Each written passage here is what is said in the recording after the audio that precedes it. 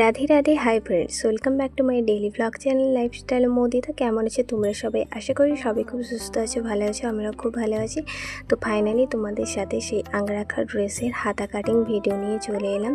তো এই হাতাটা কিভাবে বানাই সেটা তোমরা দেখে নাও। তোমরা অলরেডি দেখে নিয়েছো, তাও তোমাদেরকে হাতার ডিজাইনটা কিভাবে করি সেটাই দেখিয়ে নিচ্ছি আর কি। এখানে দেখো আমি মাপটা নিয়ে নিচ্ছি, 15 ইঞ্চ নিয়েছি, তার উপরে এক্সট্রা 3 ইঞ্চ এক্সট্রা নিয়েছি, যেটা তোমাদের সাথে এখনই শেয়ার করলাম। এবার এখানে সোজা করে আমি একটা মার্কিং করে নিচ্ছি, মানে সেই 15 ইঞ্চ থেকে নিচ পোর্শনটা আর কি। আর এখানে দেখো এই যে 3.5 ইঞ্চে একটা আমি দাগ দিলাম। এইবারে আমি এখান থেকে হাতার ডিজাইনটা করা স্টার্ট করে দিয়েছি, এই যে এইভাবে। তো হাতার ডিজাইনটা অলরেডি হয়ে গেছে। আর এখানে দেখো হাতার শেপটা আমি দিয়ে নিয়েছি, আর এখানে হাতার মাপটাও আমি দেখে নিচ্ছি। তো যাই হোক, পুরো হাতার ড্রয়িংটা হয়ে গেল। এবারে মেন যে জিনিসটা সেটা হচ্ছে এই পাফ পোর্শনটা আমি এইখানটা দেখো এক্সট্রাভাবে নিয়েছি 3 ইঞ্চ, যেটা উপরে ছিল সেইটার সাথে আমি এটা এইভাবে জয়েন্ট করে দিলাম, যেটা দেখতেই পেলে তোমরা। তো চলো এবারে হাতা কাটিংটা করে নিই। এই পাফ হাতা বানানো একদমই সহজ। তোমরা যদি মন দিয়ে একটু ভিডিওটা দেখো, আশা করি তোমরা বুঝতে পারবে যে ড্রেসটা রয়েছে, মানে জামা যে হাতাটা, সেটা সুন্দরভাবে তোমরা বানাতে পারবে। আর এখানে দেখো এই জয়েন্টের কাছে আমি দুটো হাতাতেই কাটিং করে নিলাম। আর এই হচ্ছে হাতা কাটিং। তো চলো এবারে পাপ কিভাবে করে সেটা তো আরও সহজ পদ্ধতি, সেটা তোমাদের সাথে এখন দেখিয়ে দিচ্ছি। এই যে হাতাটা আমি নিয়ে নিয়েছি। তো হাতাটা আগে নিচের দিকটা আমি ডবল ফোল্ড করে সেলাই করে দেব, তারপরে উপরে পাপটা দেব। কারণ কি না হলে একটু অসুবিধা হয়, পাপটা দেওয়ার পরে এটা একটু নিচের দিকটা একটু উঁচু নিচু হয়ে যায়, মানে সমান দরালি থাকে, বাট সেলাই করার সময় যেন মনে হয় একটু অসুবিধা।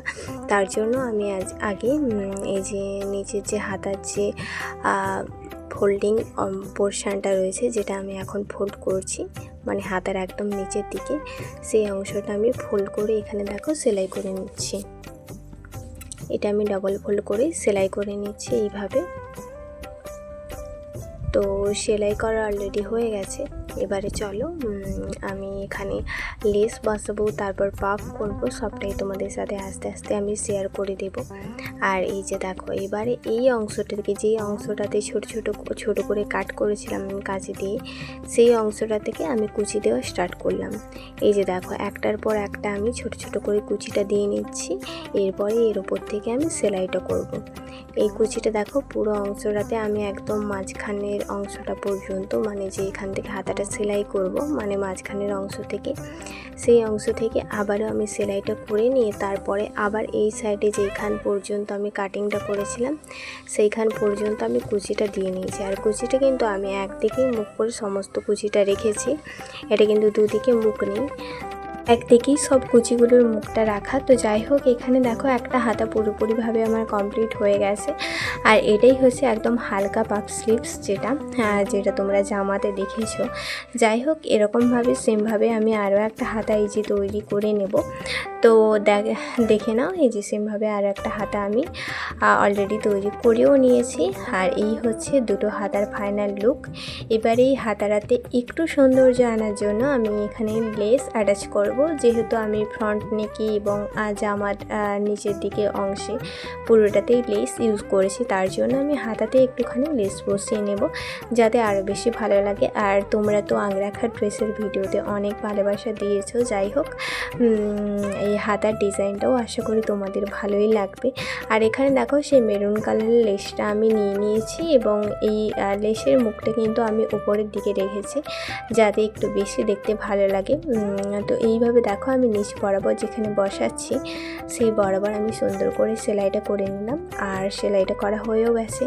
এবারে দেখো এটার উপর থেকে আরও একটা আমি সেলাই করে দিলাম, কারণ কি লেসটা একটু চওড়া ছিল, উপরের দিকে সেলাই না করলে জামাটা যখন পরা হবে তখন এই লেসটা নিচের দিকে ঝুলে পড়তে পারে, অর্থাৎ লেসটা নিচের দিকে এর মুখটা নেমে আসতে পারে, সেই কারণেই ওপরের দিকটা সেলাই করা।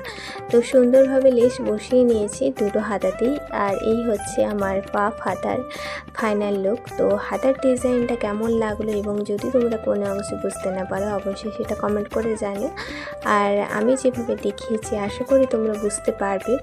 আর তাও যদি কোনো অংশে বুঝতে না পারো অবশ্যই অবশ্যই সেটা কিন্তু কমেন্ট করে জানিও। আর হাতার ডিজাইনটা কেমন লেগেছে অবশ্যই সেটা জানিও।